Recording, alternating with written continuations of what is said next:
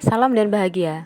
Pada video kali ini kita akan belajar mengenai salah satu jenis tabel kebenaran, yaitu biimplikasi. Yuk kita mulai belajar bersama ya.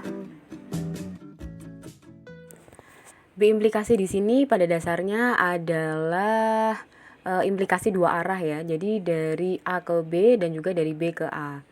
Definisinya, biimplikasi dari pernyataan A dan B ini disimbolkan sebagai ini. Ini kita baca: A jika dan hanya jika B akan bernilai benar apabila dua pernyataan tunggalnya itu mempunyai nilai kebenaran yang sama, dan bernilai salah apabila kedua pernyataan tunggalnya mempunyai nilai kebenaran yang berbeda. Jadi akan sama ketika B sama-sama B atau sama-sama S. Nah, di sini di tabel ini sudah terlihat yang saya beri warna merah di sini. Ada pernyataan tunggal A, B. Di sini A jika dan hanya jika B akan bernilai benar ketika keduanya sama, yaitu sama-sama B atau sama-sama S. Seperti ini. Akan tetapi apabila salah satu ini berlainan, jadi A sama B-nya ini berbeda, maka hasilnya akan menjadi S. Hal ini tuh bisa kita ibaratkan misalnya ada dua orang saksi yang menyatakan dua hal yang sama, maka kita bisa katakan bahwa pernyataan yang mereka buat itu adalah benar atau kita bisa mempercayainya. Akan tetapi apabila kedua saksi tersebut menyatakan dua hal yang berbeda, yang satu bisa jadi benar, yang satu bisa jadi salah, maka pernyataan yang mereka buat ini merupakan hal yang tidak bisa kita percaya sehingga dia akan bernilai salah. Jadi ingat di sini pada biimplikasi akan bernilai benar hanya ketika kedua pernyataan tunggalnya sama atau kembar. Nah, untuk membuktikan kebenaran dari suatu pernyataan biimplikasi ini, ada beberapa langkah yang perlu kita buat, yaitu kita pembuktian dua arah. Jadi dari arah kiri ke kanan. Jadi jika kita punya pernyataan A itu sebagai hal yang diketahui, maka kita akan membuktikan bahwa pernyataan B benar. Kemudian kita juga perlu membuktikan dari arah kanan ke kiri, jadi dari B ke A, dimana pernyataan B itu kita punya sebagai ketentuannya, kemudian kita buktikan bahwa pernyataan A juga benar. Jika kedua langkah ini sudah terselesaikan, baru bisa kita simpulkan dengan pasti bahwa A jika dan hanya jika B ini terbukti. Baik, untuk contoh biimplikasi ini ada banyak. Di sini saya berikan ada 4 contoh. Akan tetapi kita di sini akan coba membahas pembuktian untuk biimplikasi contoh keempat. Pada contoh keempat ini kita punya X sama dengan 3 jika dan hanya jika X kuadrat sama dengan 9. Nah, kita di sini harus membuktikan dari dua arah, dari kiri ke kanan dan kanan ke kiri. Kita akan coba buktikan ya.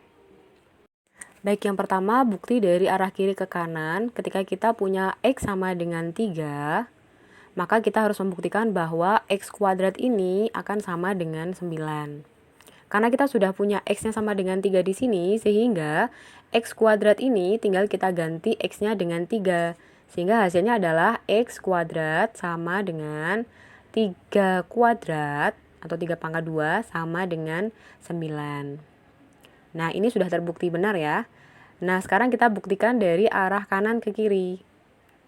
Dimana ketika kita punya X kuadrat sama dengan 9, maka kita harus buktikan bahwa X itu pasti sama dengan 3.